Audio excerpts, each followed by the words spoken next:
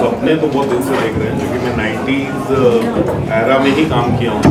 मैंने जतिन ललित जी के साथ काम किया है और बड़े खूबसूरत गाने बने हैं, और समीर जी ने लिखा था उस वक्त भी और लिखते हैं। और अलका जी को मैं तब से जानता हूँ, जतिन ललित जी के ज़माने से, और अभी मैं अलका जी के साथ 15 साल से जुड़ा हूँ। मैं उनको मैनेज भी कर रहा हूँ, मेरी कंपनी कर रही है, और आनंद मिलिंद जी में मेरी कंपनी में ही है। तो जब म्यूज़िक लेवल शुरू हुआ था तो हमने डिसाइड किया था कि मैं अच्छे गाने करूँगा, और पहले 2 गाने रिलीज़ हुए थे, जो एक डांसिंग नंबर थे और एक दूसरा लव सॉन्ग था। फाइनली आनंद मिलिंद जी से डिस्कशन हुआ कि गाना करना है, और समीर दादा से बात हुई और फिर ये डिसाइड हुआ कि 90s फिल्म का गाना करेंगे। और मैंने अलका जी को रिक्वेस्ट किया कि आप हमारे कंपनी में गाएंगे तो बहुत अच्छा लगेगा, तो उन्होंने तुरंत हाँ बोल दिया। इनफैक्ट 2 गाना उन्होंने किया है। अभी एक नेक्स्ट सॉन्ग हम रिलीज़ कर रहे हैं उदित नारायण जी के साथ में, बस। और फिर मेरे फ्रेंड है मकरन जी, बहुत ही अच्छा है, मैं उनको जानता हूँ। मैं हमेशा बोलता हूँ कि मकरन जी जब आप गाते हैं ना तो आप एकदम नाभि से गाते हो, मतलब इतनी खूबसूरत आवाज़ है। किशोर दा को फॉलो करते हो, तो मकरन जी और अलका जी का कॉम्बिनेशन बना। आनंद मिलिंद जी ने बहुत ही अच्छा म्यूज़िक कंपोज किया और समीर जी ने, तो जाके गाना तैयार हुआ, और गाना बहुत अप्रिशिएट कर रहे हैं लोग, बहुत अच्छा चल रहा है। मोर देन 1 मिलियन क्रॉस कर गया है, होपफुली और अच्छा होगा। Thank you. Alka ji, it's so mesmerizing to hear you sing all the time. How nostalgic was it for you to be taken back, transported back to the 90s by singing this melody? Yeah, it was very nostalgic because सबसे बड़ी खुशी मुझे ये थी कि I am working with the same team.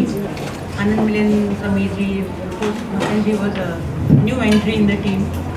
But तो वो जो हम लोग रिकॉर्डिंग करते थे पहले, जो माहौल था, वही माहौल बहुत सालों बाद यहाँ मुझे महसूस हुआ। और हम लोग का कंफर्ट लेवल इतना है सालों से, और मतलब हम लोग हंसते खेलते पिकनिक की तरह हो जाता है काम में, कुछ डिस्कम्फर्ट या कोई भी तरह की घबराहट कुछ नहीं होती। तो it was very very nostalgic, and I hope ये सिलसिला चलता है। समीर जी, जब आप इंडस्ट्री में आए थे, ऐसा एक सपना देखा था कि एक दिन आपका नाम Guinness book of world records में आ जाएगा? मैं तो सबसे पहले डर रहा था कि नीरज कहीं ये नहीं बोल दे कि मैं बचपन से आपके गाने सुनता आ रहा हूँ।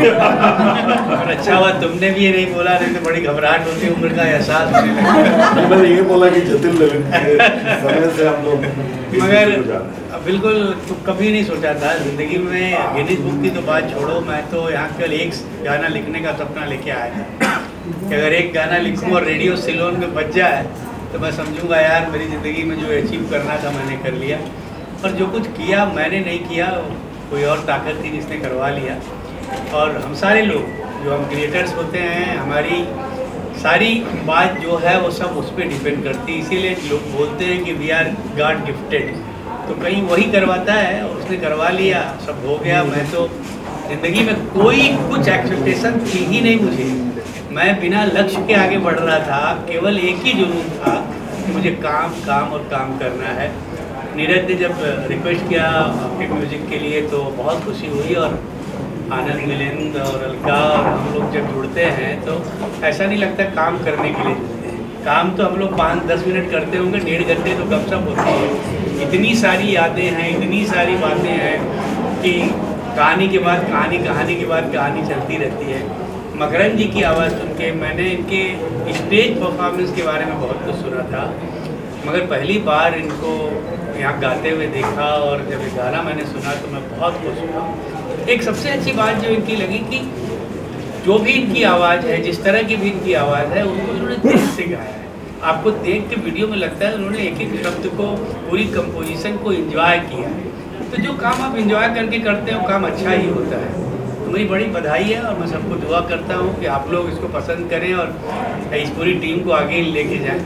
आनंद जी, 60 से 90 के दशक का पीरियड एक मेलोडी था, गाने अभी भी याद करते हैं, वो आज के गानों में मेलोडी क्यों मिसिंग है, क्या वजह है आपके हिसाब से?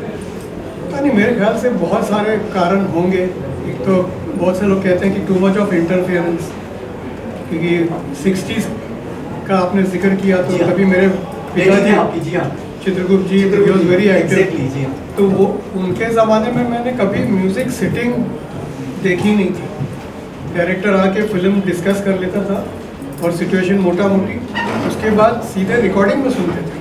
There was no music setting कि मैं वो गाना पास करूंगा। तो उनका रिएक्शन कुछ ठीक नहीं था, बोले यार बहुत सिंपल लाइन है, अभी आगे क्या है पहले वो सुनता हूँ।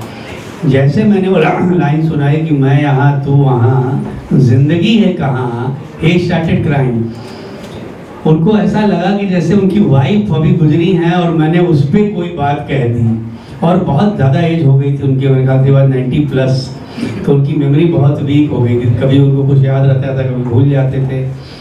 मगर जब उन्होंने जिस तरह से उसको रिएक्ट किया, और आदेश ने इतना खूबसूरत वो गाना बनाया था, अलका और भजन साहब ने गाया, और थिएटर में भी उसका वही रिएक्शन था जो B.R. चोपड़ा साहब का था। इसीलिए वो लोग लेजेंडरी थे, क्योंकि उनको पता चल जाता था कि कौन सा गाना कितना वजन रखता है, कितना अच्छा है, और उसका रिएक्शन क्या होगा। तो बहुत मज़ा आया वो गाना, पूरी पिक्चर लिख के मुझे बहुत खुशी हुई, क्योंकि आज भी लोग उस फिल्म के बारे में बात करते हैं। सर, सपने जो देखे थे, ये शब्द बहुत खूबसूरत है। ये जो लाइन है, सपने जो देखे थे, ये हुक लाइन है इस गाने की, तो 90s का एक फ्लेवर देना था, और हम सब ने यहाँ पर इस गाने को सुना। इट वॉज रियली ब्यूटीफुल, बहुत प्यारा गाना आपने लिखा। और अब हम आगे बढ़ेंगे। सर, आपने इतनी खूबसूरत ट्यून बनाई है, इस गाने के बारे में प्लीज़ हमसे कुछ शेयर करें। सबसे पहले तो नीरज जी को बहुत बहुत थैंक यू, ऑक्टिव को, कि उन्होंने ये अपॉर्चुनिटी दी हमको, और ये डिसीजन जो लिया कि क्यों ना हम एक गाना उस तरह का करें जिसमें 90s का फील हो।